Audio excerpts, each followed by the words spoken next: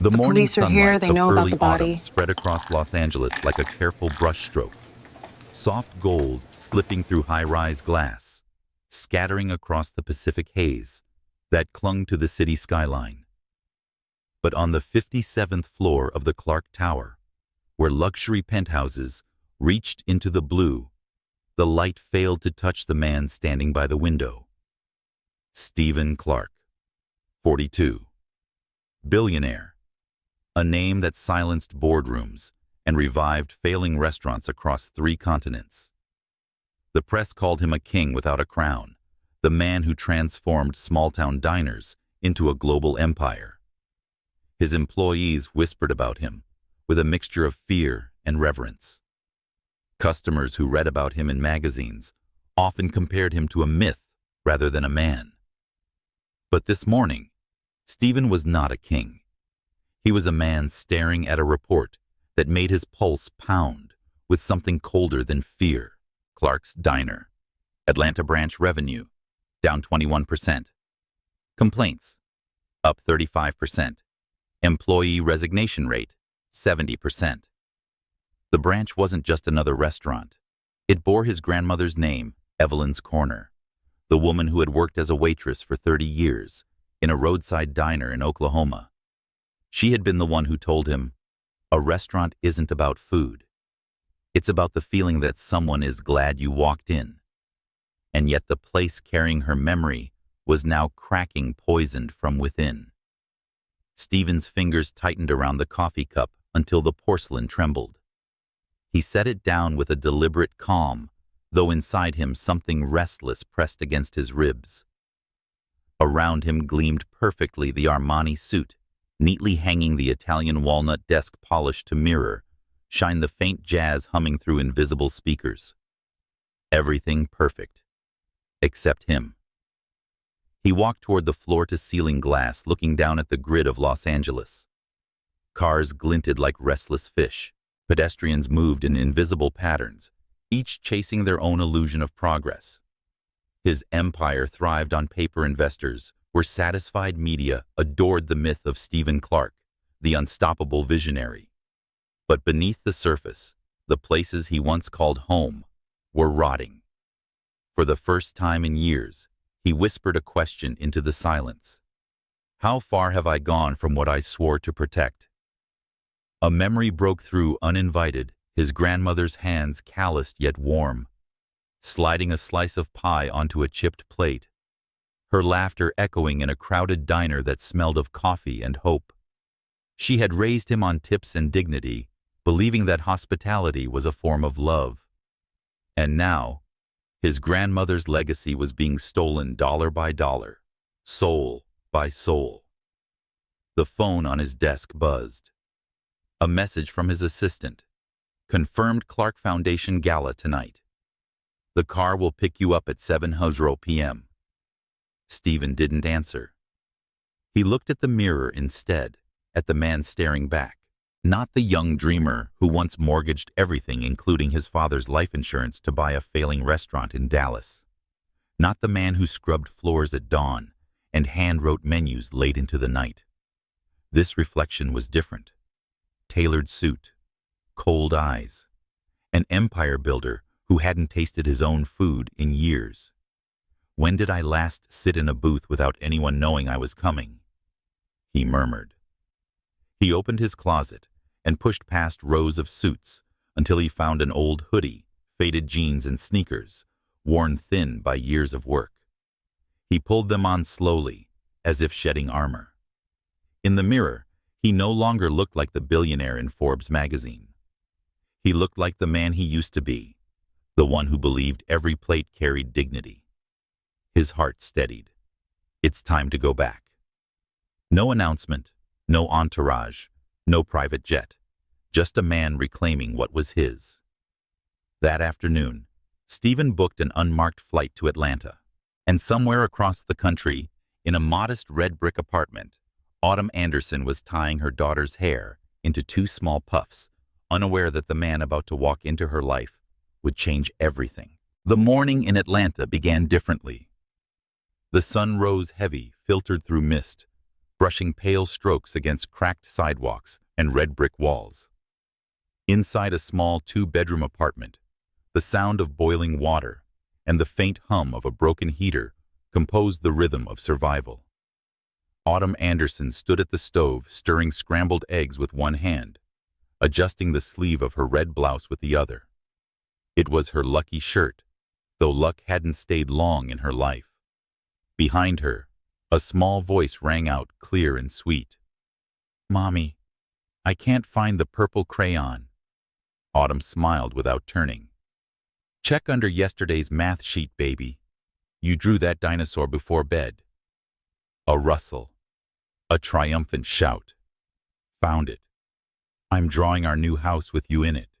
She turned slightly, watching her daughter Zara crouched on the floor, a lemon-yellow dress faded from too many washes.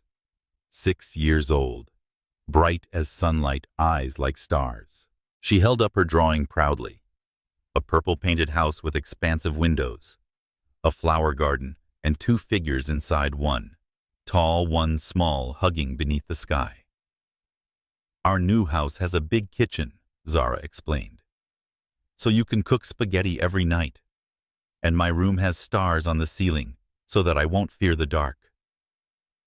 Autumn's throat tightened. Their current apartment had peeling paint, a heater that failed each winter, and walls so thin the neighbors' arguments echoed like thunder. But Zara still dreamed, and because of that, Autumn fought. 3 jobs, 1 woman, no safety net. She packed Zara's lunch, kissed her forehead, and whispered, "Remember Mommy's 3 rules."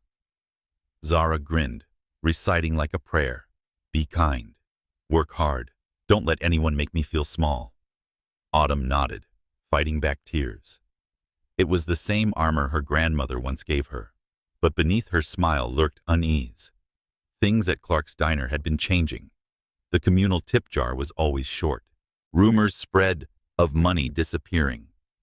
And Victor Hayes, the manager with eyes that lingered too long, had cornered her in the storage room just last night, hissing threats about her daughter. "Single mothers shouldn't ask too many questions," he'd whispered. "Pretty daughters don't stay safe when their moms get curious." Autumn hadn't slept since. She held Zara's hand tighter at the bus stop, whispering to herself, "Even if no one else speaks up, I will. For her. For me. For the truth rotting inside that diner." What she didn't know was that fate was already moving. At that moment, a man in a gray hoodie and worn sneakers stepped out of a rental car onto Atlanta's cracked sidewalks. Invisible to everyone, but carrying the weight of an empire. Stephen Clark. And soon, a single cup of coffee would tie their lives together forever. By noon, Stephen stood in front of Clark's Diner, 47th Street, a building he had once sketched by hand, full of hope. Red brick walls, checkered floors, Sinatra on the jukebox. It should have been alive, warm. Instead, as he pushed open the glass door, he felt cold. "Sit wherever," a hostess muttered without looking up from her phone.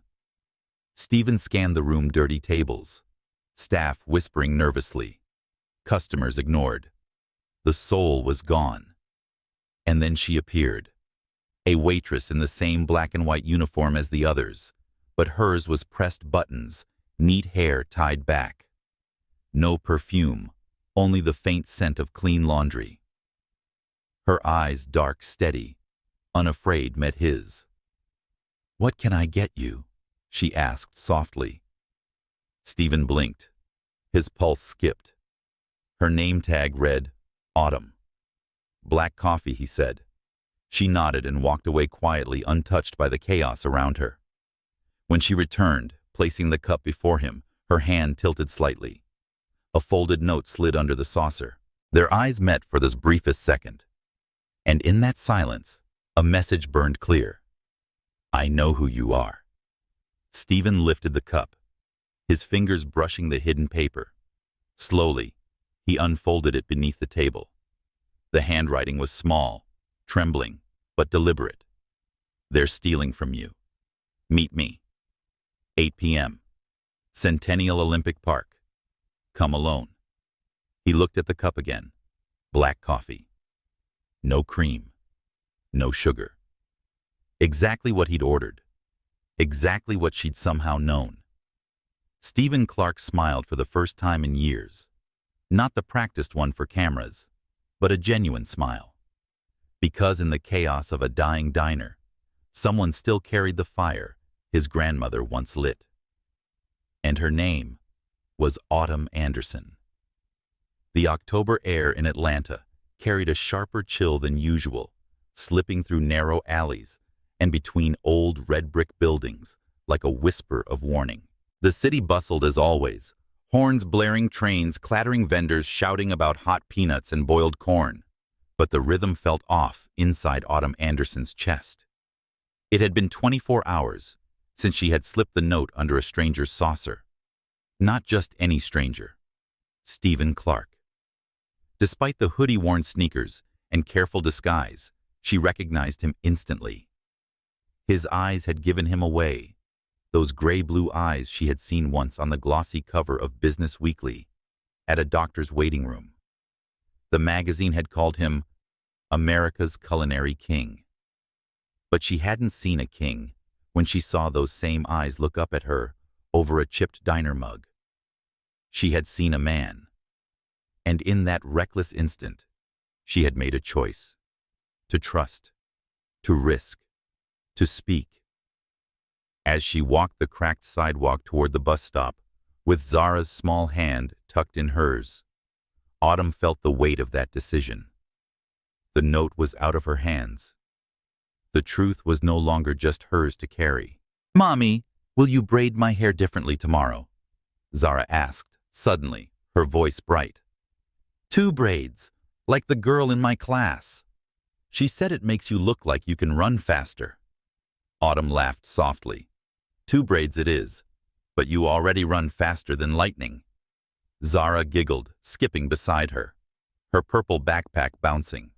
Her innocence was a light Autumn clung to even as shadows pressed closer around her life. They reached the bus stop just as a sleek black sedan rolled slowly past windows tinted. The driver's eyes flicked toward them before the car disappeared into traffic. Autumn's grip on Zara tightened. Victor. She could feel his presence even when he wasn't there. Mommy. Zara tilted her head. "Why are you squeezing my hand?" Autumn forced a smile. "Just making sure I don't lose my favorite girl." But Autumn's smile faded as the bus doors closed behind her daughter, and the vehicle pulled away. She stood on the curb until the bus turned the corner, then whispered a silent prayer. "Stay safe. Please, stay safe." The diner buzzed with its usual hollow rhythm. That afternoon plates clattering, orders shouted, laughter.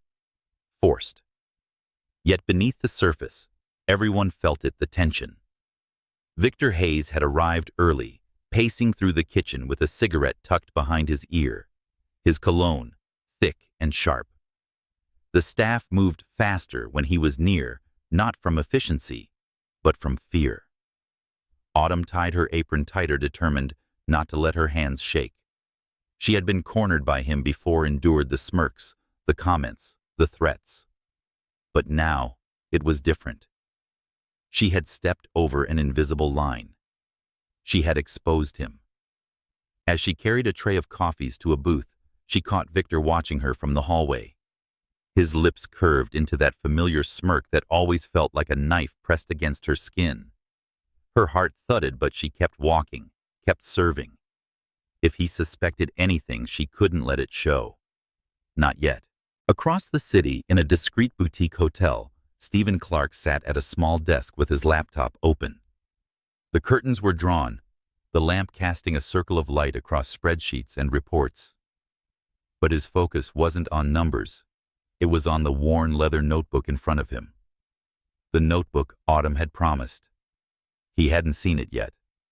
Tonight, perhaps, if she came. He replayed the scene in his mind. Her steady eyes, the quick flick of her fingers sliding the note beneath the saucer. She hadn't looked away.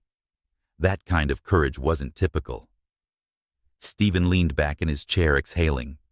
He had built an empire on efficiency, innovation, and risk-taking, but somewhere along the way, he had forgotten what courage looked like. Real courage. The kind that came from someone with everything to lose. His phone buzzed, a message from Claire, his longtime assistant. "Do you want me to run a preliminary audit on the Atlanta branch?" Discreetly, Stephen typed back. "Not yet. Please wait for my call. This stays between us." He knew the danger of moving too fast. If Victor or his allies sensed an investigation, they would bury everything before he could act. For now, he had only one ally, and she was waiting. At dusk, the city softened. Streetlights flickered awake, children's laughter drifted from playgrounds, and the hum of Atlanta's heart slowed into a twilight rhythm. Autumn walked quickly, her coat pulled tight, her breath visible in the cooling air. Centennial Olympic Park stretched before her, fountains, shimmering couples strolling, families packing up picnics. She had chosen this place because it was public. After all, danger hid more easily in shadows than under lamplight. But as she approached the crown fountain, her stomach twisted. What if he didn't come? What if the note had been a mistake? What if Victor found out? Then she saw him. Stephen stood near the fountain. His posture relaxed, yet alert, his hands tucked in the pockets of a dark coat. He wasn't the man from magazines tonight. He was simply a man waiting. Their eyes met, and momentarily the park's noise faded. "You came," Autumn said softly. "I promised," Stephen replied. His voice carried none of the arrogance she expected from a billionaire, only steadiness. "Can we walk?" she asked, glancing around. "It's too crowded here." He nodded. Together they slipped into the quieter garden behind the fountains, where maple leaves burned red and gold under lamplight. The air smelled of damp earth and something unspoken. After a silence, Autumn spoke first. Her voice trembled only once. "I was terrified when I wrote that note, and even more scared when you read it." Stephen's gaze softened. "Then why risk it?" She stopped walking, turning to face him fully. The lamplight drew faint circles beneath her eyes, shadows of exhaustion she could no longer hide. Silence wasn't protecting me anymore. It wasn't protecting my daughter either. The word daughter cut through him. It explained the fire in her eyes, the steel beneath her calm. "They're stealing from you, Mr. Clark. Every day. Money, trust, dignity. Victor Hayes has turned the diner into a place where fear lives louder than food." Her hands clenched. "And the people working there, like me, were drowning in it." Stephen said nothing at first. He let her words settle, sink, pierce. "How long has this been happening?" he asked finally. "Almost 2 years," she said. "It started small, altered receipts, cash missing from the tip jar. But now it's bigger. Fake vendors, shell companies, money siphoned into accounts tied to Victor's relatives." Her voice dropped. "He thinks no one will ever speak. He thinks we're all too desperate to risk it." Stephen's jaw tightened, not from the thought of stolen money, but from the betrayal of everything his grandmother had taught him. "Why me?" he asked quietly. "Why trust me?" Autumn held his gaze. "Because I saw you once in that magazine. Everyone else saw a billionaire. But I looked at your eyes and thought, if he's real, maybe someone up there still cares. When you walked into that diner yesterday, I knew." The silence stretched between them, but it wasn't empty. It was alive with something dangerous, something new. She reached into her coat and pulled out a notebook. Edges, worn pages, creased. She handed it to him with both hands. "This is everything I've written down. Dates, names, numbers. If you're serious about stopping this, it's yours." Stephen took it slowly, reverently. His thumb brushed the first page, where neat handwriting filled the lines. March 12th. Tip jar, short, by $62. Staff threatened not to ask. He closed it gently. His voice was low but certain. I'll investigate. Carefully. Step by step. You won't stand alone. Autumn's shoulders eased slightly, as though she had been holding her breath for years. For the first time, she allowed a flicker of hope. They walked on side by side, without touching, without rushing. Only the rustle of leaves and the quiet rhythm of footsteps accompanied them. And though neither said it aloud, both knew tonight had changed everything. Later, as Autumn rode the bus back to her apartment, Zara's laughter still echoing in her memory, she pressed her hand against her tote bag. The notebook was gone. The truth was in Stephen's hands now. She should have felt lighter. Instead, she felt the weight of what might come: exposure, retaliation, danger. Yet beneath it all, there was something else. A pull. Not just toward justice. Toward him. Stephen sat at the desk long after midnight in his hotel room, the notebook open before him. The lamplight glowed against page after page of Autumn's handwriting. Precise, compact, brave. It wasn't the numbers that moved him most. It was the notes in the margins. Maria cried in the back room today. Kevin changed her shift again. I was afraid. But if not me, then who? These weren't just records of theft. They were confessions of survival, etched in ink, by a woman who had everything to lose and still chose to fight. Stephen closed the notebook, pressing his palms against it, as though making a vow. This wasn't about balance sheets. It wasn't about investors or headlines. It was about people, about dignity, about a woman who had reminded him what courage looked like. And somewhere across the city, as Autumn kissed her daughter goodnight and whispered promises of a safer tomorrow, Stephen Clark stared at the skyline of Atlanta and knew the battle for truth had begun, and he was no longer watching from the sidelines. The next afternoon carried the gray light that made the city look older, as though Atlanta had wrapped itself in shadows too heavy to shake off. Stephen Clark pulled the hood of his sweatshirt lower as he walked down State Street, a man blending in among dozens of others. His sneakers slapped against the sidewalk with deliberate rhythm, his face turned down, invisible. It was the first time he had felt this way unseen in years. And strangely, he welcomed it. The glass door of Clark's Diner, 47th Street, gave a tired groan as he pushed it open. The familiar chime rang out, but instead of warmth, the sound felt hollow, almost mocking. He paused just inside, letting his eyes scan the room. Red leather booths lined the walls, their seams splitting. Black and white tiles dulled under layers of grime. The jukebox in the corner still played Sinatra, but the tune was distorted, as if the music had lost its soul. And the people. God, the people. A hostess slouched at the stand, her platinum blonde hair tied back carelessly, her nails tapping against a glowing phone screen. She didn't even glance up. Sit wherever. Stephen nodded once, hiding the steel behind his calm. He slid into a booth by the window, a vantage point from which he could observe nearly every corner of the diner. His eyes sharpened, cataloging details: dirty tables left uncleared, two waiters whispering nervously in the hallway, a bartender glancing repeatedly at the closed office door at the back. It was all wrong. He had built this place with hope and imagined it as a refuge for families, travelers, and dreamers. Now, it reeked of fear. Coffee. The voice drew him back. He looked up, and there she was, Autumn Anderson.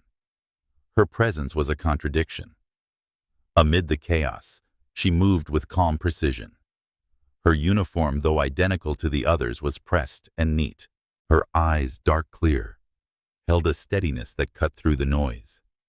She stood as if the crumbling walls of this diner could not touch her. Yes, Stephen said, his voice low. She nodded, scribbled on her pad, though they both knew it wasn't necessary, and turned away. Stephen watched her go, not as a man watching a woman, but as someone recognizing strength. Every step she took carried discipline, dignity, and something else, an unspoken resilience. Minutes later, she returned with a steaming cup.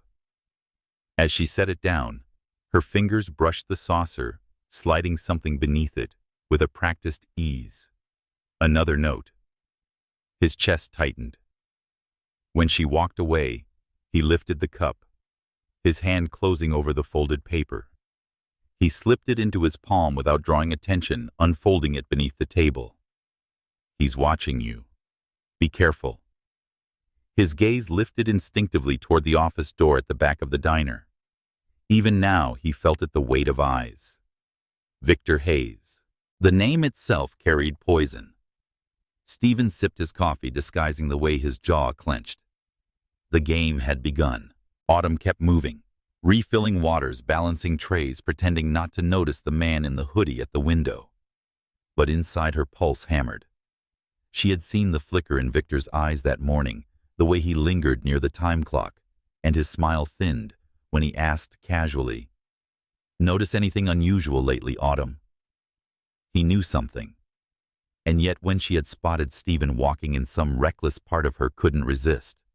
She had to warn him, because if Victor suspected, if he even guessed, that the billionaire himself was sitting 2 booths away. Her stomach twisted. But Stephen hadn't flinched. He had read her note, then lifted the cup with calm detachment, as though nothing could touch him. That composure unsettled her even as it steadied her. Who was this man really?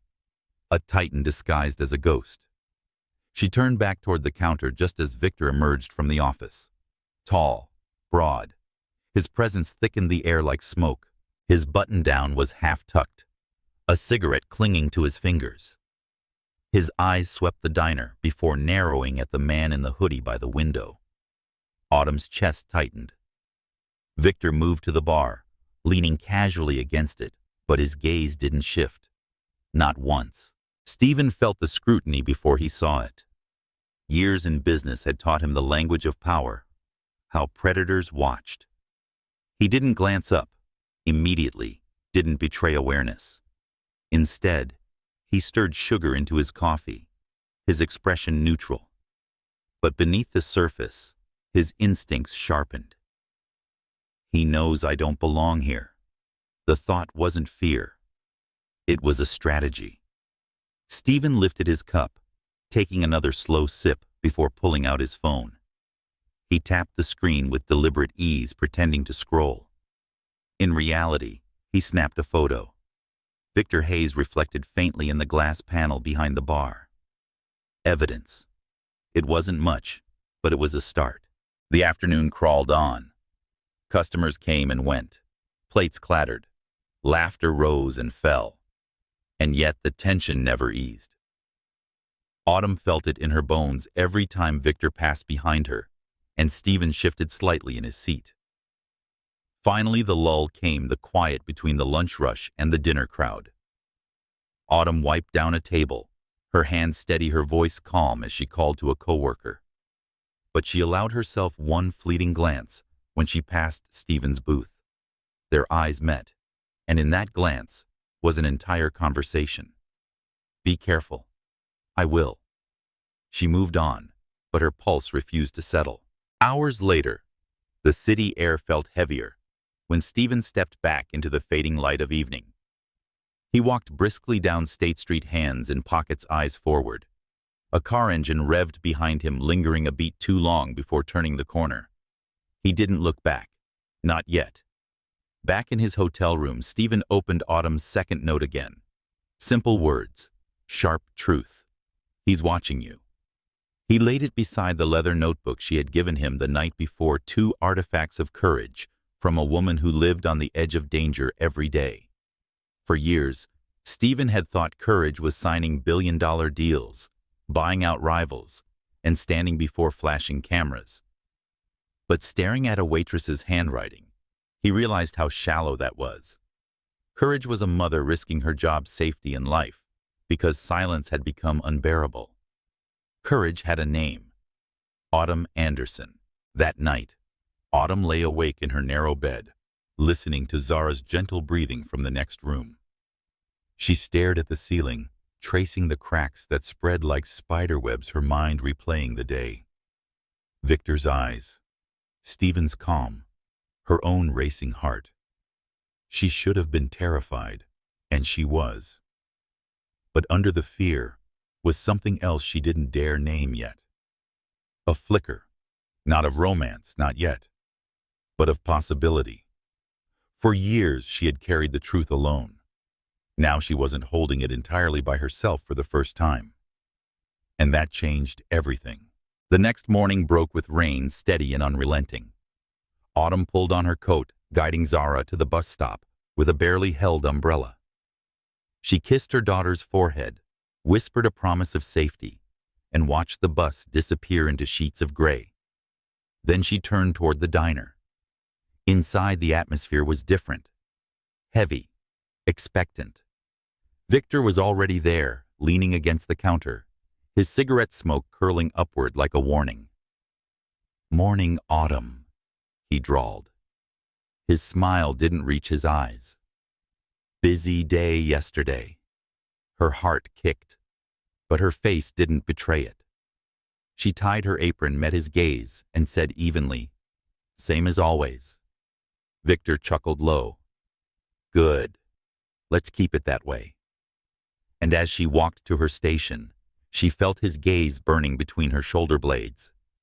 She didn't see Stephen 2 booths away, again sipping coffee in silence, his presence like a quiet storm. The dangerous game had begun in earnest. Night draped itself over Atlanta like a velvet curtain, heavy and secretive. The city's heart still beat. Cars rushed down Peachtree Street. Neon signs hummed above diners and theaters. But Centennial Olympic Park carried a softer rhythm. The fountains whispered, the lamplight shimmered against wet stone, and the autumn wind swept through the trees with restless fingers. Stephen Clark walked the stone paths slowly, his coat collar turned up, his pulse steady but alert. Tonight wasn't about boardrooms or quarterly reports. Tonight was about truth. And truth was rarely safe. He glanced at his watch, 7:58 p.m., and then he saw her. Autumn Anderson appeared from the direction of Baker Street, her figure framed by the glow of street lamps. She wore a wine-colored sweater, dark jeans, and simple boots, clothes practical enough for a mother. Yet, she carried a quiet elegance that made the air feel charged. Her hair was pulled high into a bun, revealing the clean lines of her face, and her eyes, dark, deep, unflinching, met his, as though no shadow could make her falter. "You came," she said softly, her breath visible in the cool air. "I promised." His voice was lower than usual, stripped of business polish, just a man's voice. She didn't smile. Instead, she tilted her head toward the quieter garden beyond the fountains. "It's too crowded here. Let's walk."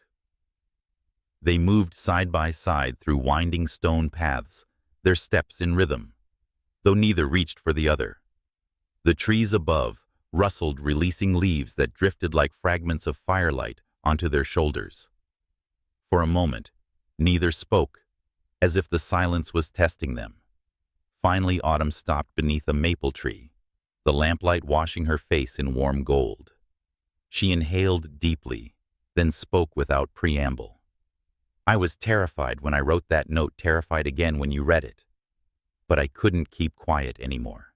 Stephen studied her, his hands still in his pockets. "Then why risk it?"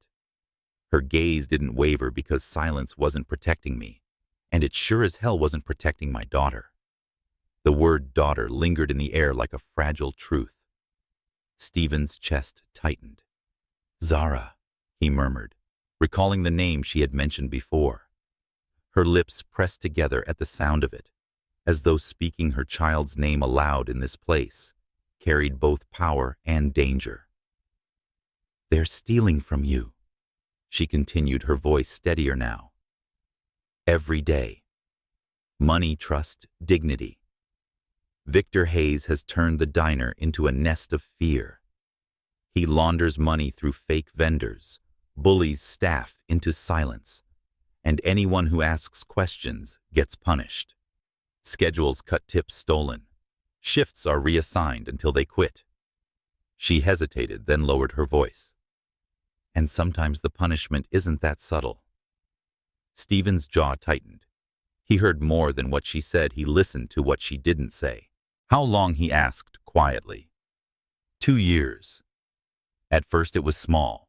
Missing cash receipts altered. But then he got bold. Shell companies, forged invoices, and even suppliers tied to his cousin in Florida. He thinks no one's paying attention. Stephen exhaled slowly, fighting the urge to pace. Anger wasn't new to him, but this was different. This wasn't about profits. This was about his grandmother's legacy being desecrated. Why trust me? He asked finally. You could have gone to the police or a lawyer. Why risk everything on me? Autumn's eyes deepened, holding his without fear. Because I've seen men like Victor. They know how to make problems disappear. And the system isn't built for women like me to win. But you? She hesitated. I saw you once years ago. On a magazine cover in a clinic waiting room. Different clothes, different smile. But the eyes were the same ones that looked at me yesterday across that cup of coffee. They weren't just rich men's eyes. They were someone's son. Someone's grandson. Stephen's throat tightened unexpectedly.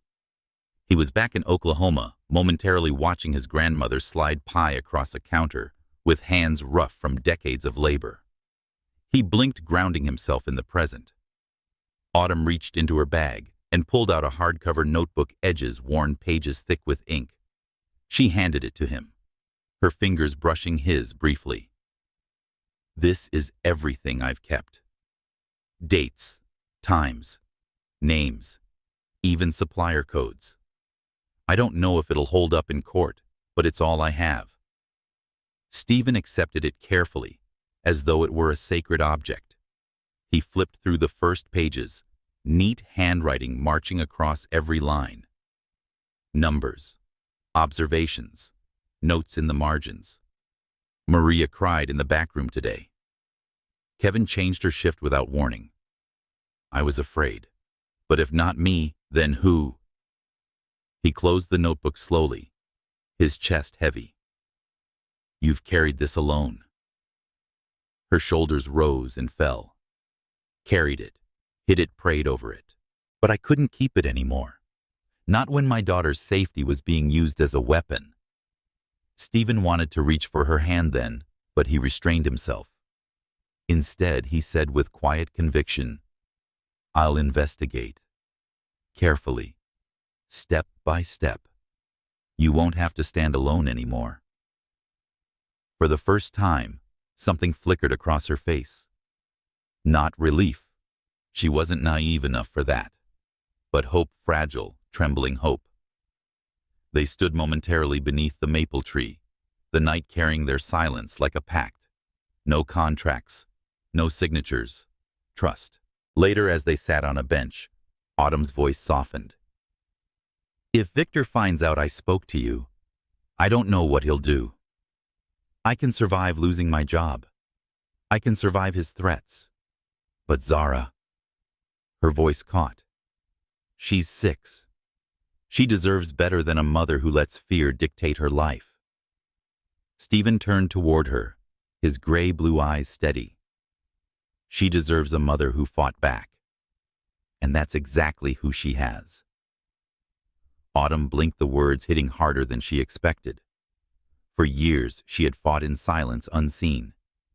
Hearing those words now from a man who had the power to erase or amplify her voice felt like standing in sunlight after years in the cold. She looked away, her throat tight. Stephen let the silence breathe. He didn't push. He sat beside her, notebook in his lap, as though guarding the evidence and her courage. Across the park, A shadow lingered too long. A man with a cigarette leaned against a lamppost. His eyes narrowed as he watched the pair beneath the maple tree. Victor Hayes.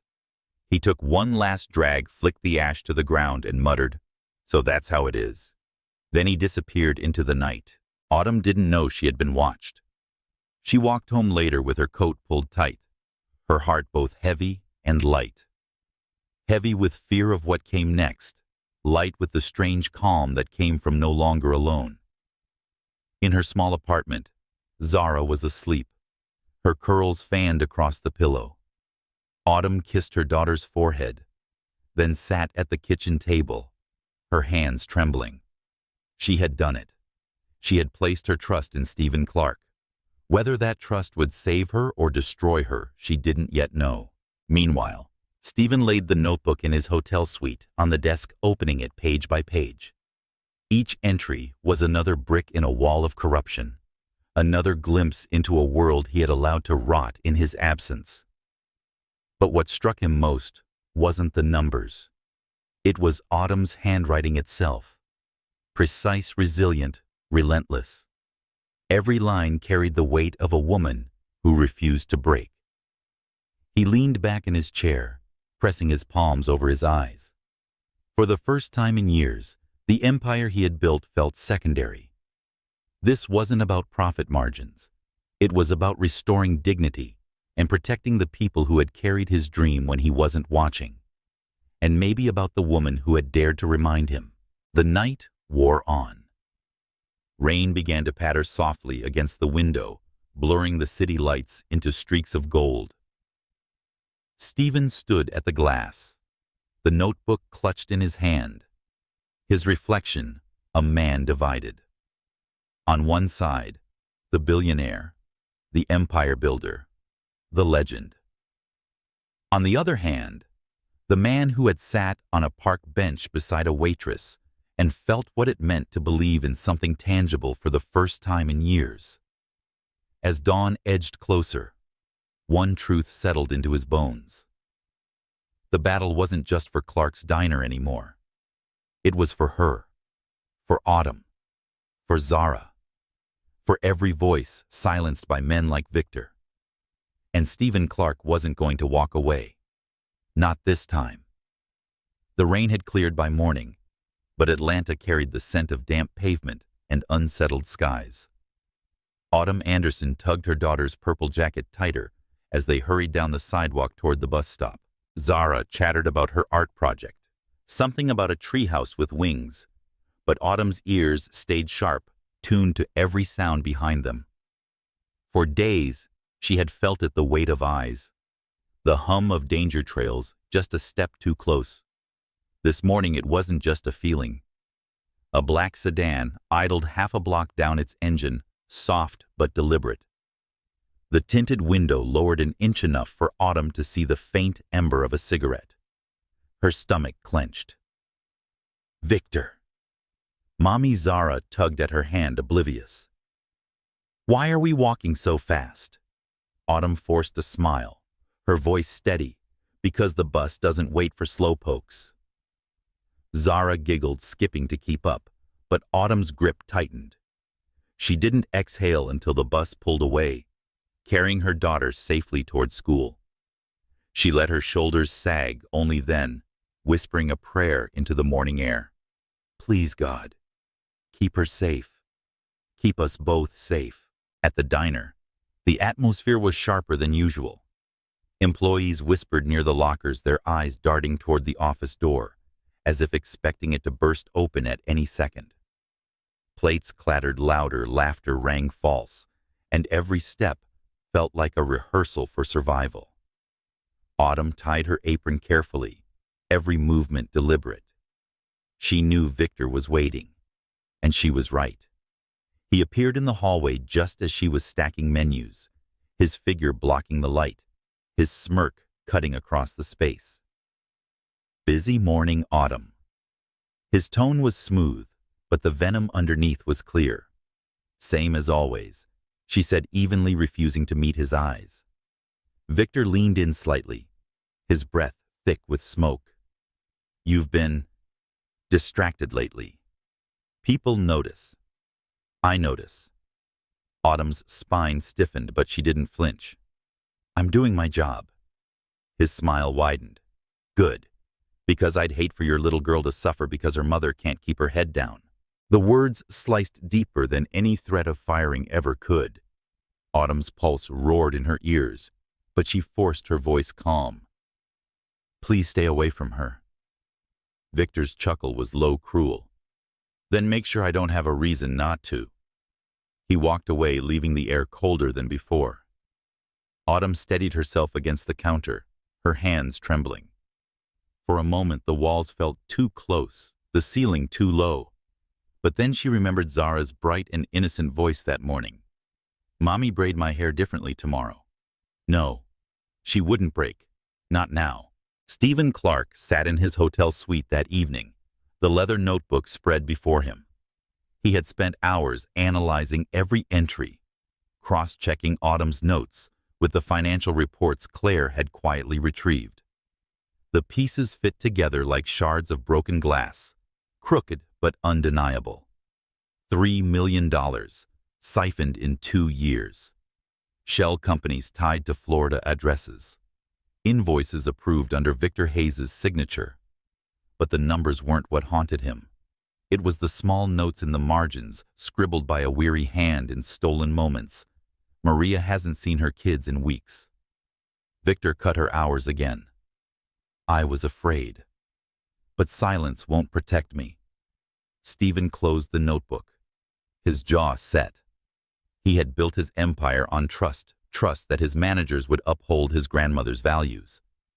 Now he saw the truth. His absence had created a breeding ground for rot. And people like Autumn had paid the price. His phone buzzed a message from Claire.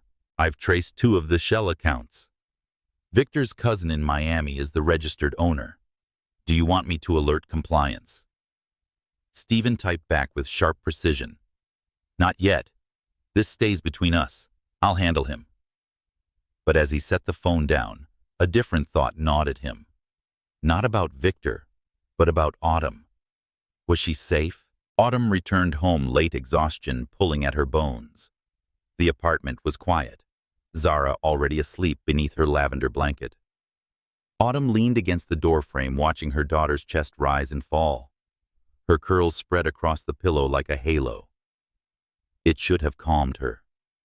Instead, fear coiled tighter. Victor had crossed a line. He had spoken her daughter's name like a weapon. Autumn slipped into the kitchen, pulling open the hallway closet. She retrieved a small metal box from beneath a stack of board games. Inside lay court papers, old photographs, and a flash drive. In case something happened to her, she had already copied her notes to it weeks ago. Her fingers brushed the drive, trembling. How much longer could she carry this double life? She served coffee daily, recorded corruption by night, and prayed her daughter would never know the danger that hovered over them. She closed the box slowly. Tonight the choice wasn't hers alone anymore. She had handed the truth to Stephen. Now she had to believe he would do something with it. The next afternoon, the diner was quiet between shifts. When she saw him again, Autumn carried plates to the back. Stephen seated in the same booth by the window. But this time he wasn't hiding behind a hoodie. He wore a navy blazer over a soft white shirt, his presence radiating calm authority. He didn't look like a billionaire playing at disguise. He looked like a man reclaiming his ground. Their eyes met across the room, a silent current passing between them. Autumn's pulse stumbled. She walked toward him with practiced grace, coffee pot in hand. Coffee again? She asked, her voice even. Stephen smiled faintly. Unless you're offering something more substantial. Her lips twitched almost into a smile. Budget cuts. Whiskey pancakes are off the menu. He chuckled softly, the sound low and disarming. For a fleeting moment, the air between them lightened. But then reality returned. They both knew this wasn't small talk. This was survival. Her fingers brushed the table as she poured his coffee, a subtle signal. He slipped a small envelope beneath the saucer, the motion seamless. Autumn collected the pot, whispering under her breath so softly no one else could hear. He knows. Stephen's jaw tightened, but he gave no outward sign, only a nod. Small, deliberate. The dangerous game had tipped closer to war. That night, Autumn walked home with Zara, the city glowing in amber streetlights. They passed a corner store, its neon sign flickering. When Autumn noticed it again, the black sedan was parked across the street. Her breath caught. "Mommy, can we get ice cream?" Zara tugged at her sleeve, her smile wide. Autumn forced a laugh, her heart pounding. "Not tonight, baby. It's too cold." She ushered her daughter quickly into the building, her hands trembling as she locked the door behind them. From the window, she saw the sedan linger a moment longer before pulling away. Her knees buckled, but she caught herself against the wall. They weren't just watching anymore. They were circling closer. Across town, Stephen sat in his suite. The envelope Autumn had slipped him open on the desk. Inside were photocopies, pages of falsified invoices, shift schedules altered without consent, even a supplier list linking directly to Victor's cousin. But tucked between the documents was a note in Autumn's neat handwriting. "If anything happens to me, make sure Zara is safe." Stephen stared at the words until they blurred. Something inside him shifted sharp and irrevocable. This wasn't just about a diner, a company, or even his grandmother's legacy anymore. This was about a woman and her daughter, two lives teetering on the edge because of his negligence. He stood pacing the room, his fists clenched. For years, he had played the role of empire builder above the noise. But Autumn's note pulled him back to the ground with brutal force. He wasn't going to watch her fight alone. Not anymore. The following morning, Autumn awoke to find a paper bag outside her apartment door. Inside was a thermos of coffee, a small box of pastries, and a folded note. "For you and Zara. No signatures, no debts, just care. S." Her breath caught. She pressed the note to her chest, the smallest smile breaking through her exhaustion. For the first time in weeks, she felt something dangerous. Hope. Morning broke gray over Atlanta, the sky that seemed undecided, caught between storm and calm. Stephen Clark stood in front of the mirror of his penthouse suite, fastening the cuffs of his charcoal shirt. He was due at Sterling Holdings headquarters in less than an hour. Today would not be routine. Claire had sent him a midnight file, a forensic breakdown of transfers, invoices, and shell accounts linked directly to Victor Hayes. The evidence was damning enough to rattle even the most stubborn board members. But Stephen knew numbers alone wouldn't save the company. It would take resolve, and resolve had to be seen. He slipped into his jacket, his reflection watching him like a stranger. For years he had been a man of distance, remote, untouchable. Now distance was his enemy. To protect Autumn, to protect Zara, to restore what he had lost, he had to step back into the fire. The elevator ride down was silent, but inside him a storm gathered. He had not yet decided if today was war. All he knew was that it could not be quiet anymore. Autumn, meanwhile, moved through her own storm. The diner smelled of frying oil and bitter coffee that morning, but the air carried something heavier: fear. Kelly, the hostess with restless hands, barely looked up from her phone. Maria wiped down a counter with trembling fingers. And the new busboy, Tomas, kept glancing toward the hallway, as though shadows might lunge at him. Autumn tied her apron slowly, her hands steady, though her chest ached. She had lived long enough to recognize the scent of intimidation. It was stronger than bleach, sharper than grease, and seeped into the corners of every workplace where power rotted unchecked. Victor had been early again, too early. His presence hung like smoke. She carried mugs to a booth when his voice brushed her ear. "Coffee at sunrise." "Anderson, you work too hard." She didn't turn. "Someone has to." He chuckled low and dangerous.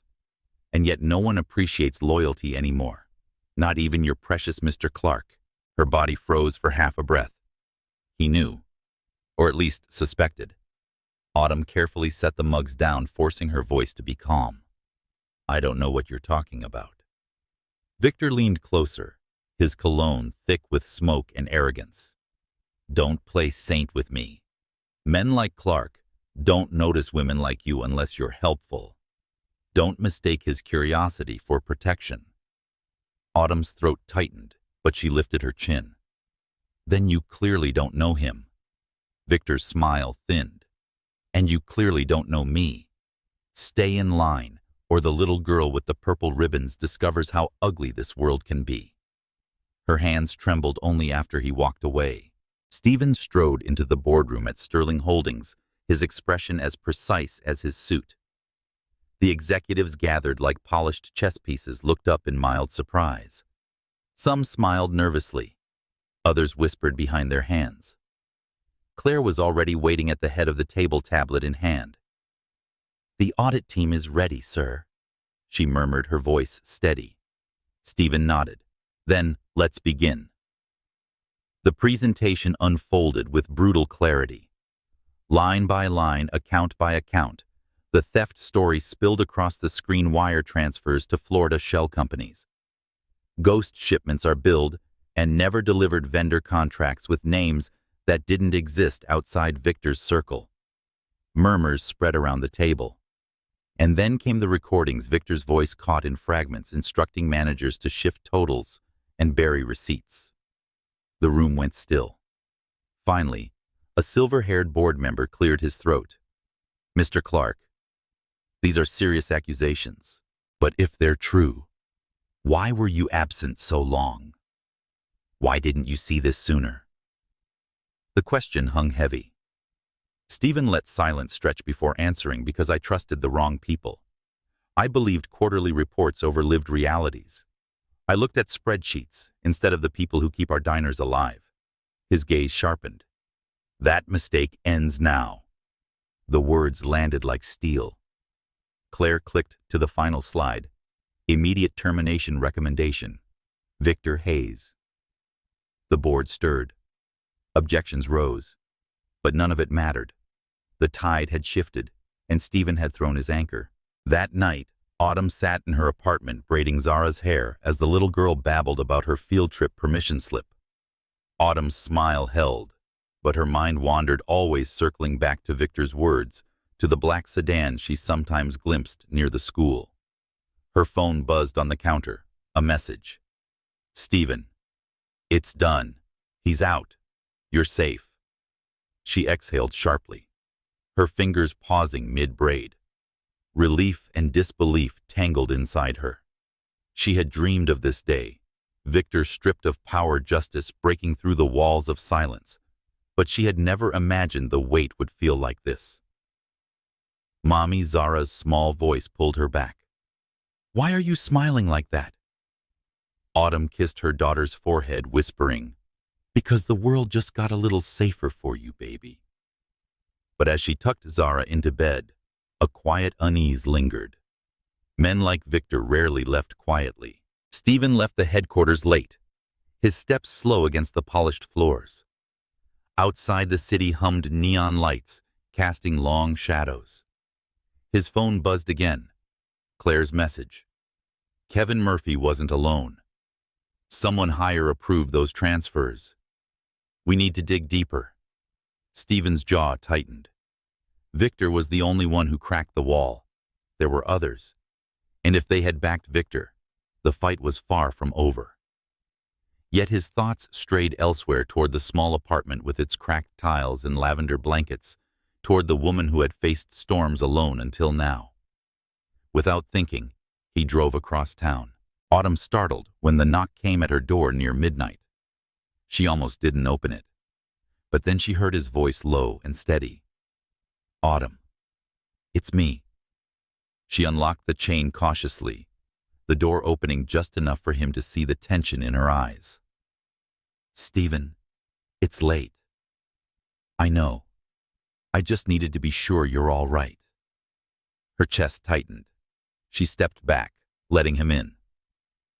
The apartment felt smaller with him inside, his height, his presence filling the room.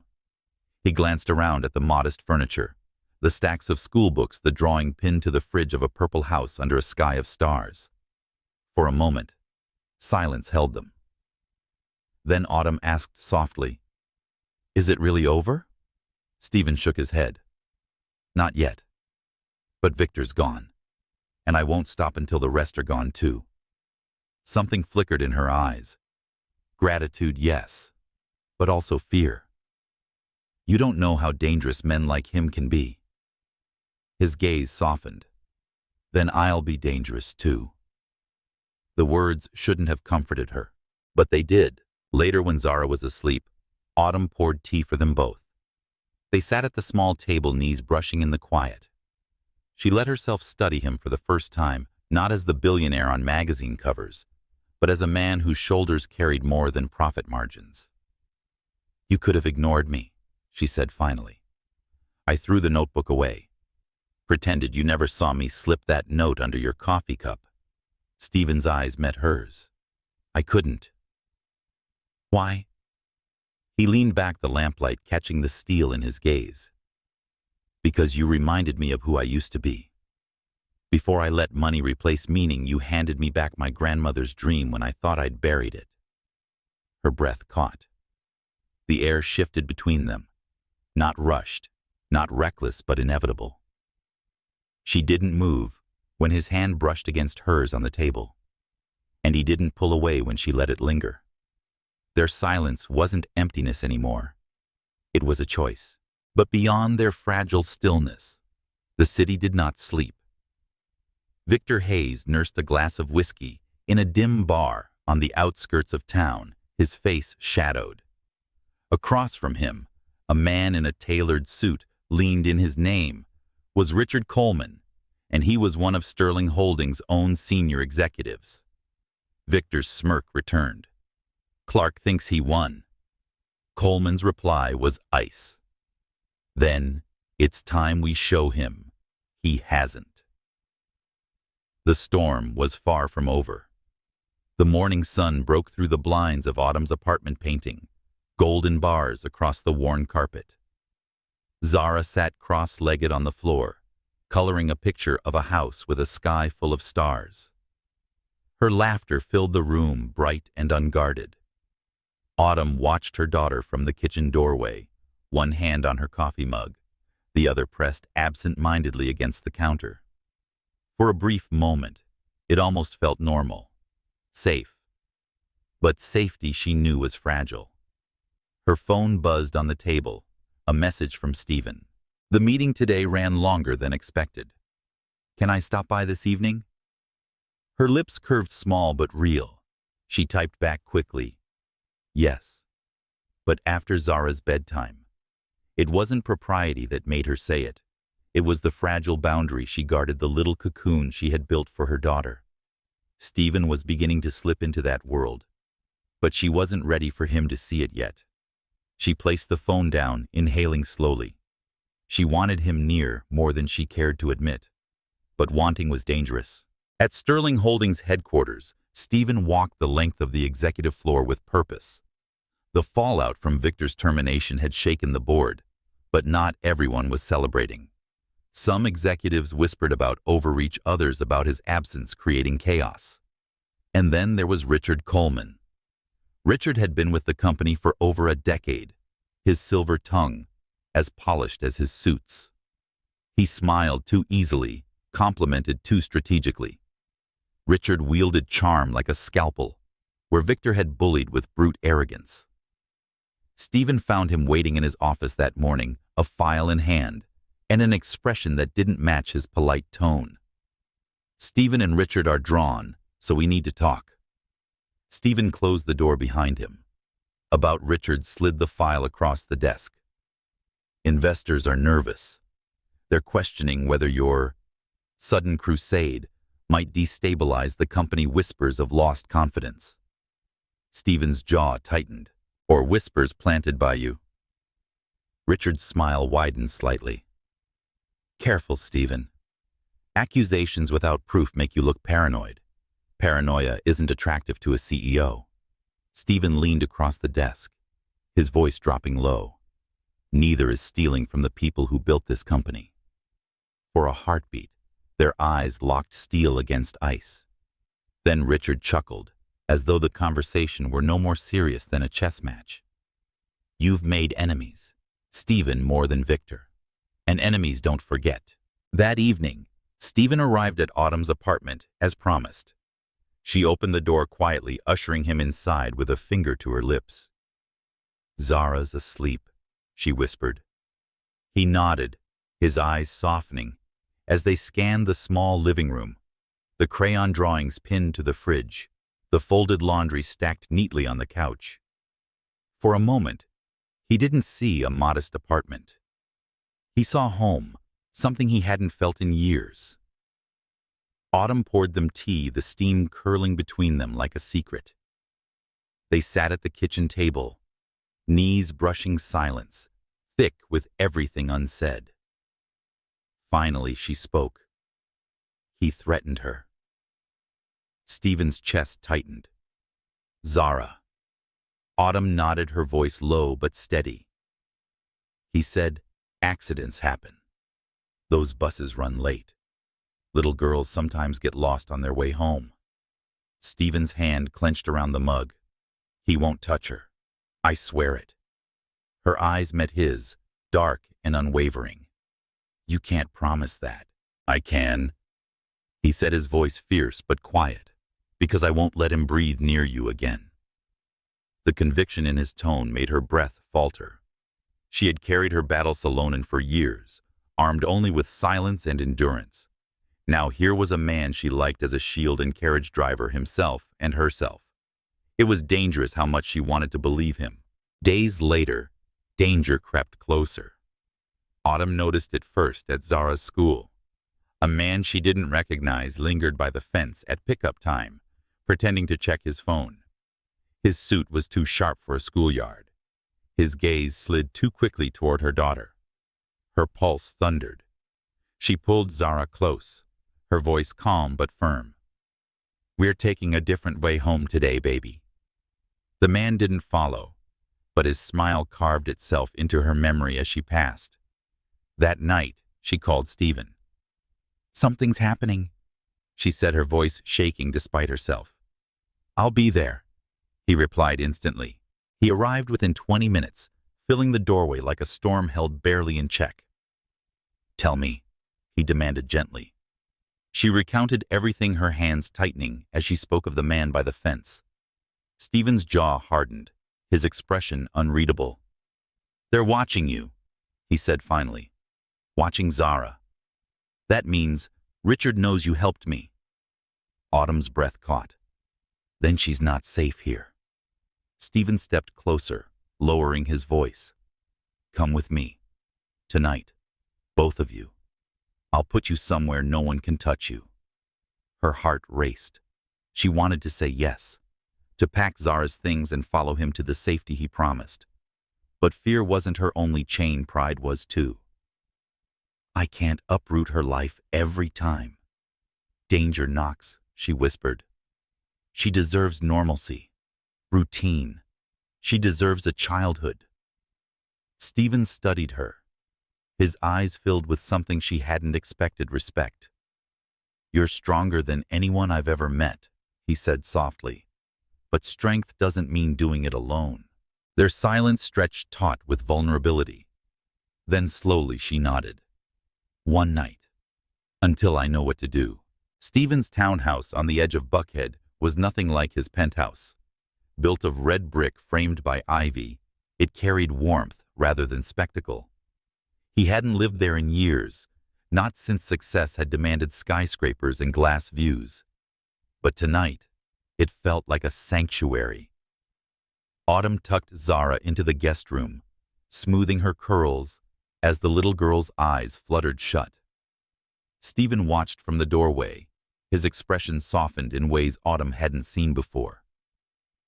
When Zara was asleep, Autumn found him in the kitchen, sleeves rolled, pouring 2 glasses of wine. "You're not what I expected," she said quietly. He looked up, And what did you expect? A man who only knew boardrooms, who cared about numbers more than people. He held her gaze. That's who I became, but not who I want to be anymore. Something shifted between them. Then, not sudden, but inevitable. She stepped closer, the space between them shrinking until she could feel the warmth of his breath. His hand lifted, brushing a curl from her cheek with a reverence that startled her. Autumn, he murmured, as though her name itself was a vow. Her heart stumbled.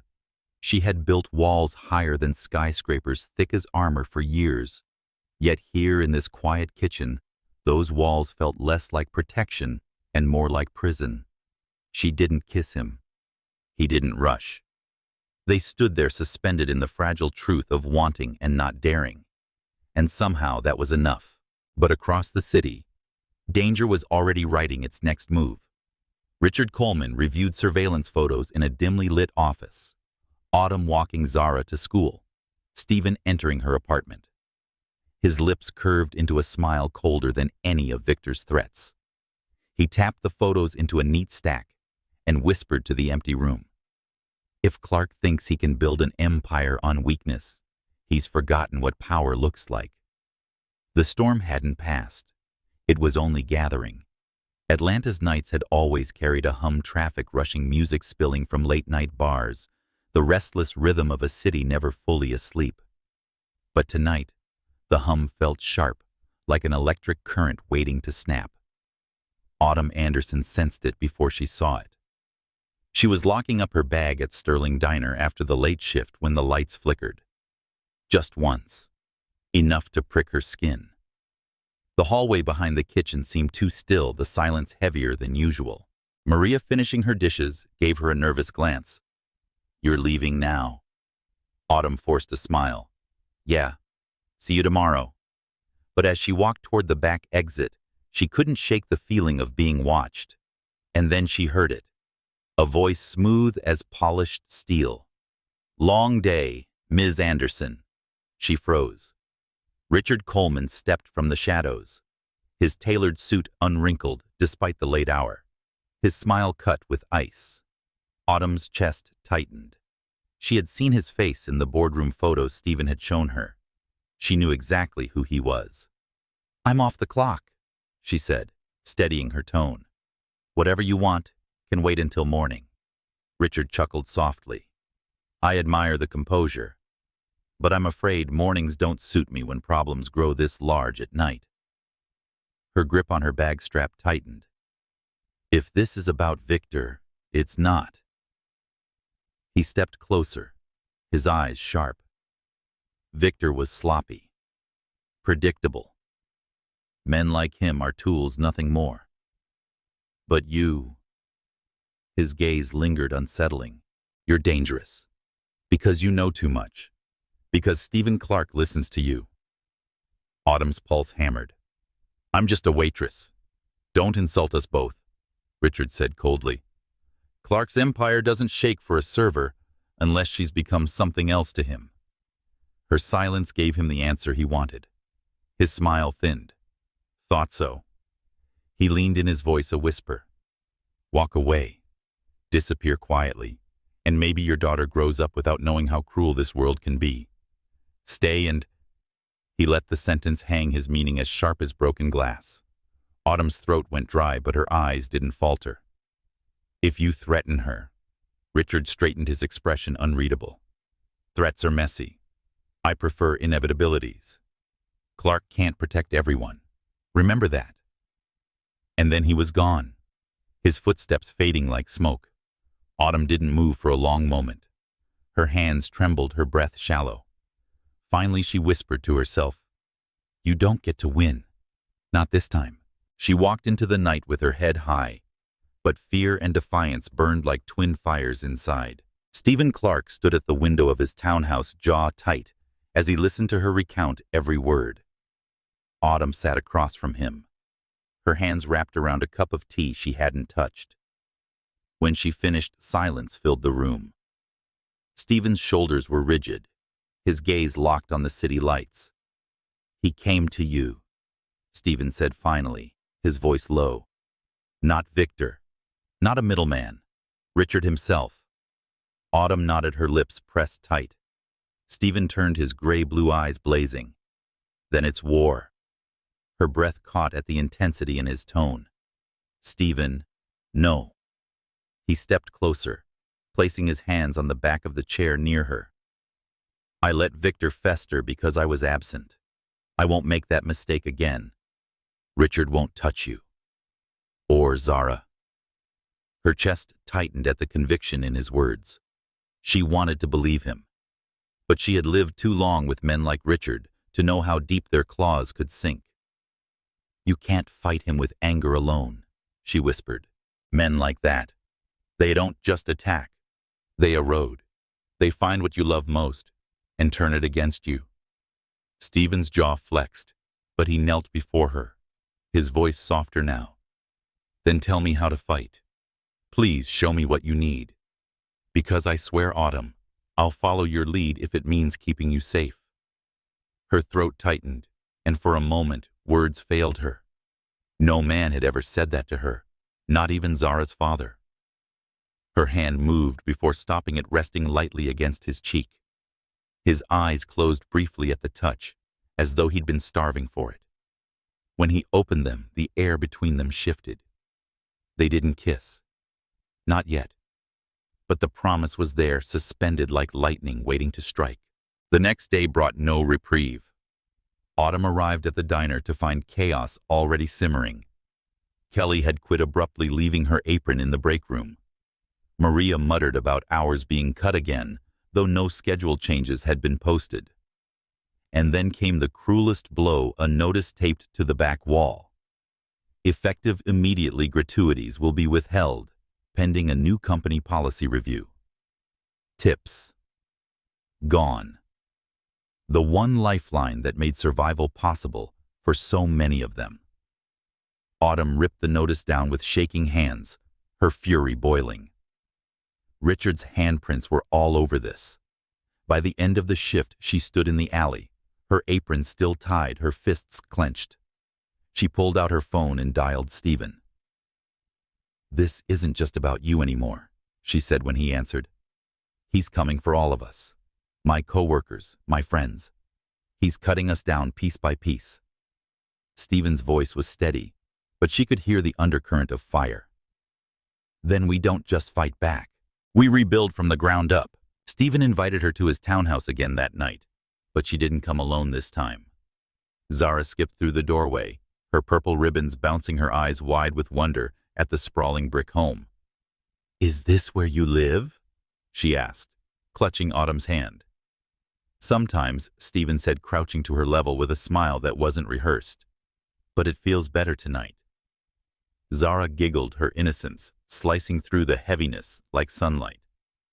Autumn watched the exchange, her heart tightening. She had never wanted Zara caught in this storm, but in this unlikely sanctuary, she felt something she hadn't in years, the faint edges of family. Later, when Zara had fallen asleep in the guest room, Autumn found Stephen on the balcony, his coat draped over a chair, his hands braced on the railing. She fits here, he said without turning. Autumn stepped closer, her voice soft. She fits wherever there's love. He looked at her, then the city lights painting his face in gold and shadow. And what about you? Do you fit here? Her chest ached. She wanted to say yes. She wanted to surrender to the safety he offered, the warmth he carried. But she also knew the storm hadn't broken yet. Instead, she whispered, I don't know. His hand reached for hers, slow, deliberate. She didn't pull away. Their fingers laced the silence between them, no longer a void, but a vow. But vows didn't stop bullets. 2 nights later, Autumn left the diner late, walking Zara home after her daughter's art show. The streets were quiet, too quiet. Halfway down the block, the black sedan appeared again, slowly crawling beside them. Autumn's heart leapt. She pulled Zara close, whispering, Don't let go of my hand, baby. The window rolled down, a man's voice unfamiliar but chilling. Nice night for a walk. Autumn quickened her pace. Keep looking forward, Zara. The sedan matched their steps. Then headlights flared from behind. Another car pulled up fast, Stevens. He stepped out before the tires stopped his presence, cutting through the night like a blade. Get inside, he ordered Autumn, his voice sharp. Now. The sedan screeched away, its taillights vanishing into the darkness. Autumn clutched Zara, her body trembling, but her eyes never left Stephen. For the first time, she realized something terrifying and beautiful at once. He wasn't just fighting for his company anymore. He was fighting for them.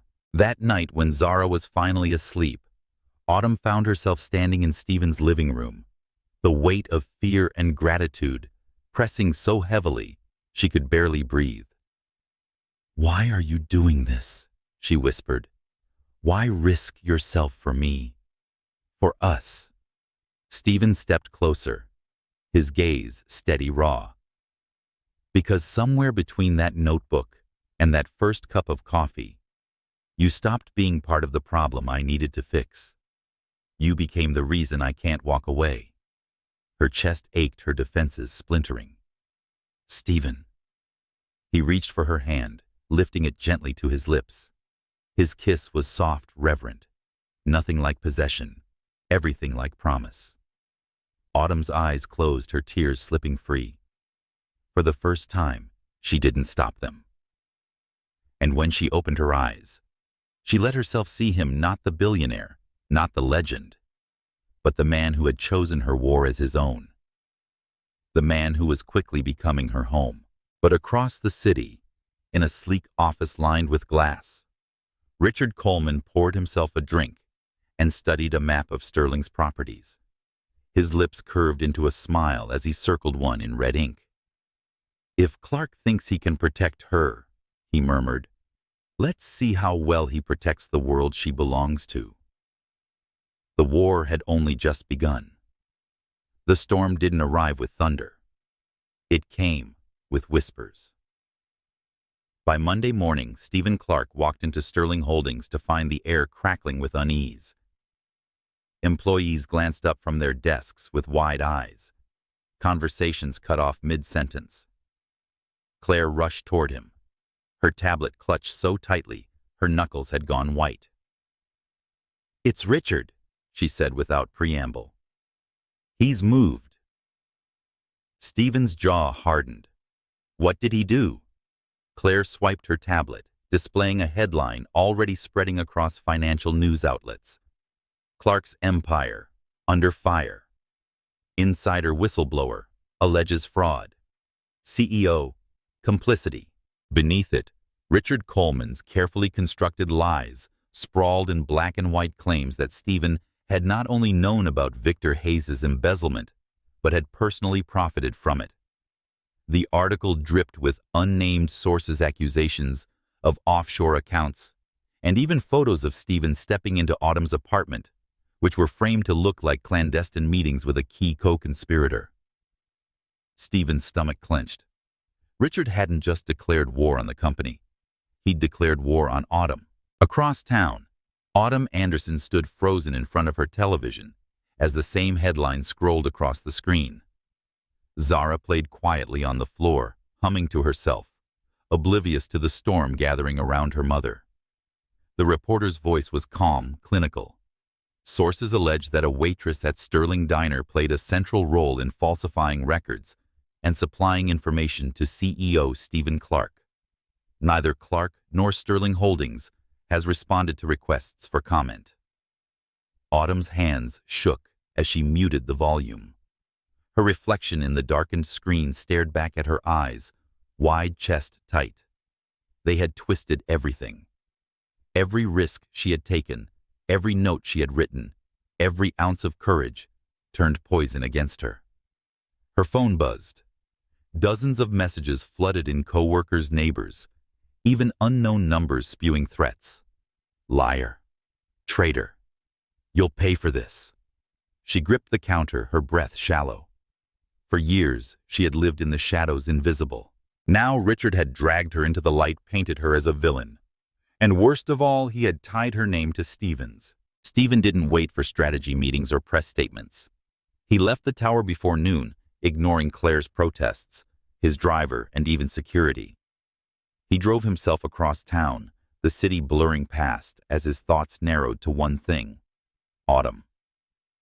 When he reached her apartment, reporters had already gathered on the sidewalk, cameras flashing, microphones thrust forward. "Mr. Clark, are you protecting your mistress? Did she help you siphon funds? Is she the reason you fired Victor Hayes?" Stephen shoved through the swarm, his jaw set. The building's buzzer echoed in the lobby. "Autumn," he called, his voice urgent. "It's me." The door opened slowly. She stood there, her face pale, her eyes storm-dark. For a moment, neither spoke. Then she whispered, "You shouldn't be here." "Yes, I should," he said firmly, "because this isn't your fight alone anymore." Her composure cracked. "They're saying I helped steal from you. That I—" Her voice broke. "Stephen, what if they take Zara from me?" He stepped inside, closing the door against the chaos outside. Then gently he cupped her face in his hands. "They won't. I won't let them." Her tears spilled over, hot and angry. For the first time, she didn't try to hide them. That night, Stephen and Autumn sat together at the kitchen table, papers spread between them. Richard's planted evidence, the notebook she had given Stephen, copies of invoices, schedules, and Autumn's flash drive. "This is how he fights," Stephen said, his voice steady. "He doesn't just take money. He brings truth and twists it until it strangles you." Autumn pressed her palms against the table, grounding herself. "Then we untwist it, line by line, word by word." Her resolve astonished him. Here she was, the woman Richard had tried to break, staring down the storm with unflinching eyes. He then realized what he had known: Autumn wasn't just a witness. She was a force. But forces attract resistance. The next day, Autumn walked Zara to school under a barrage of stares. Parents whispered on the sidewalk, and teachers hesitated before greeting her. One woman muttered loud enough for her to hear, "People like that shouldn't be near children." Autumn's chest ached, but she knelt to meet Zara's eyes, her smile steady. "You're safe, baby. Remember our 3 rules." Zara recited softly. "Be kind, work hard, and don't let anyone make me feel small." Autumn kissed her forehead, whispering, "That's my girl." She walked away with her head high, though her vision blurred. Meanwhile, Stephen convened a private meeting with Claire and 2 trusted legal advisors in his townhouse. Autumn sat beside him, the flash drive on the table between them. "Richard wants us scrambling," Stephen said. "We don't scramble. We strike." Claire nodded, her eyes sharp. "We use Autumn's notes, cross-reference with the audit team. We see every discrepancy Richard tries to bury, and we do it publicly." Autumn's voice was quiet but firm.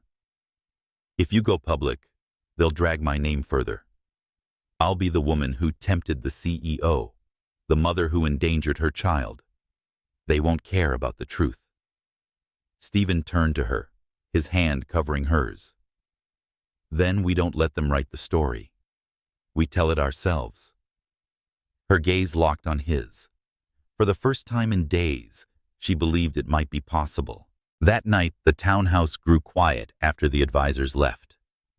Zara slept peacefully in the guest room, clutching her stuffed bear. Autumn lingered in the kitchen, her body exhausted, but her mind restless. She found Stephen on the balcony again, staring out at the skyline. "You never stop moving," she said softly. He turned, a faint smile tugging at his lips.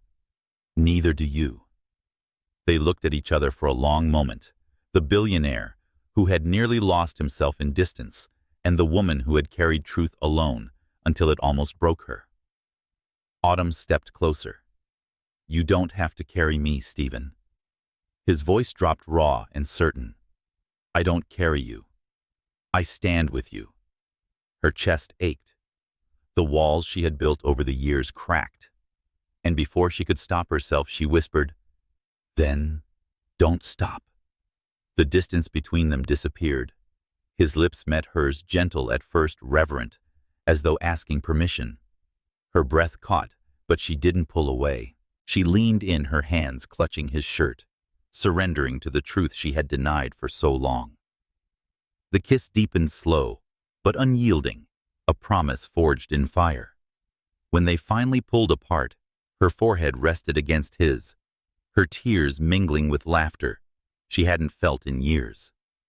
"I shouldn't need you this much," she whispered.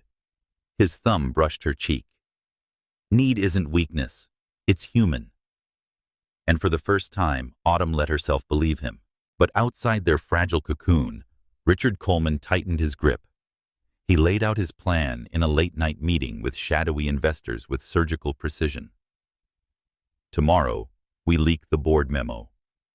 We frame Clark as unstable, compromised by his affair with a subordinate. We paint her as a criminal, and him as reckless. By the time he fights back, Sterling Holdings will already be mine." His glass clinked against theirs. The wolves were circling. Back in Buckhead, Autumn stirred awake to find Stephen still at his desk, papers scattered, eyes weary, but alight with determination. She walked to him, laying a gentle hand on his shoulder. "You'll break yourself if you keep this pace," she murmured.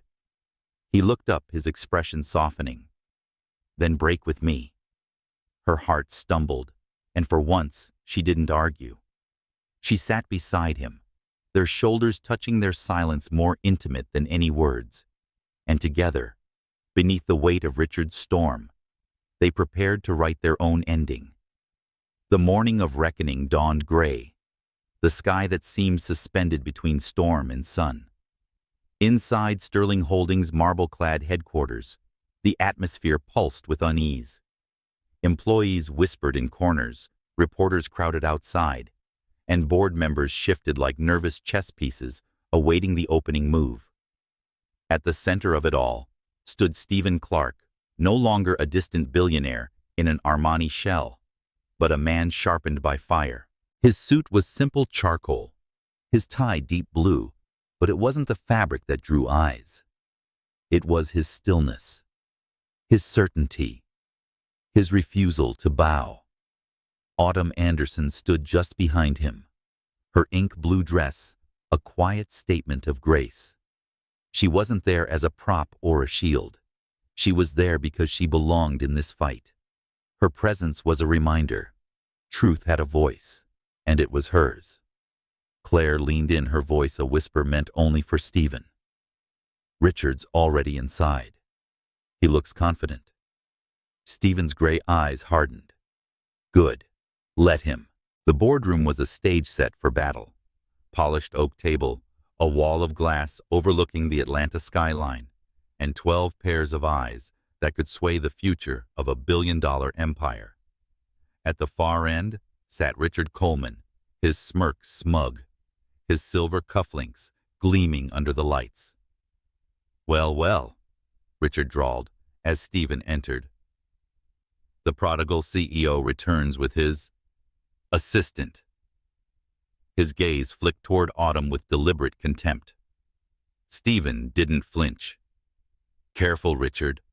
Underestimating her is the first mistake you'll regret today." Gasps whispered through the room. Autumn lifted her chin unshaken. The meeting began with Richard launching his offensive slides filled with doctored evidence, headlines repeating his lies, fabricated charts showing money missing under Stephen's leadership. "Sterling Holdings deserves stability," Richard said smoothly. "And stability requires removing a man compromised by poor judgment, and—" He paused, savoring the weight of his words. "By dangerous attachments." He glanced at Autumn again, a serpent striking in silence. Stephen rose slowly, letting the room be quiet before speaking. "You're right about one thing, Richard.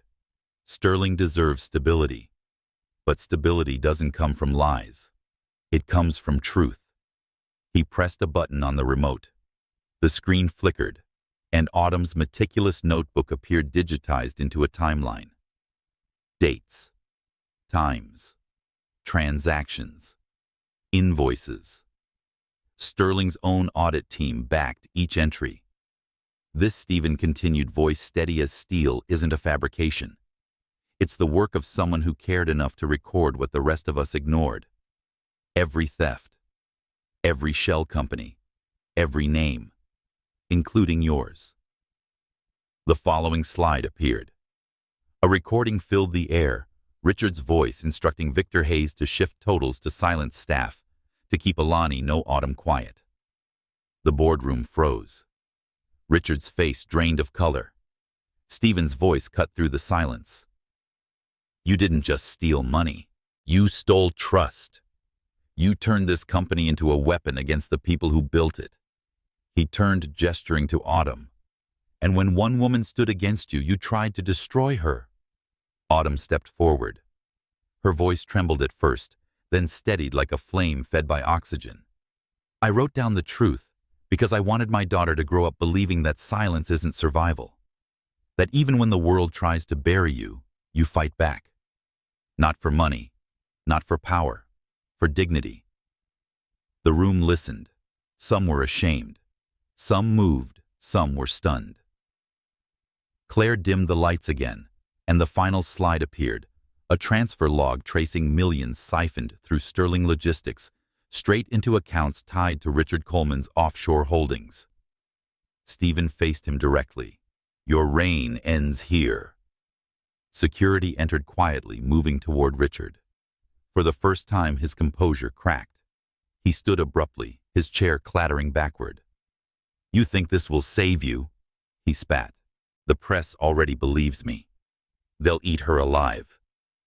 He pointed at Autumn, venom dripping from every syllable. Stephen's reply was calm, almost gentle. Then we show them who you really are. As guards led Richard out, cameras flashed in the hallway beyond. The serpent had been dragged into the light, and there was no slithering back into shadow. The aftermath was chaos, journalists, buzzing shareholders calling the city's rumor mill, spinning faster than ever. But within days, the tide shifted. Headlines changed. Coleman fraud exposed. Insider notes, save Sterling Holdings. Autumn Anderson, from waitress to whistleblower. Clark restores company integrity with bold transparency plan. Autumn's name was no longer twisted into villainy.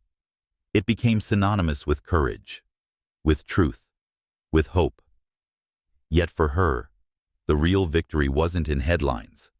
It was in the way Zara skipped home from school without hearing whispers.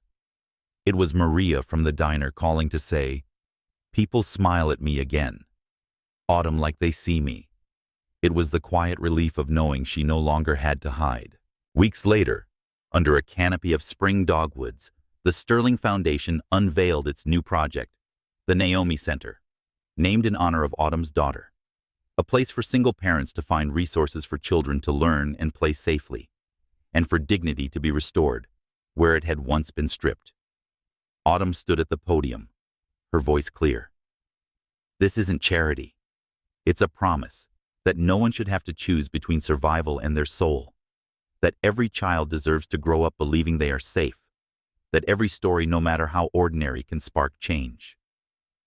Applause rose, not forced, but heartfelt. And when she stepped down, Zara ran into her arms, her small voice bright. "Mama, we built this." Autumn kissed her daughter's curls. "Yes, baby, we did. That evening, after the speeches and cameras faded, Stephen found Autumn in the quiet library of the new center.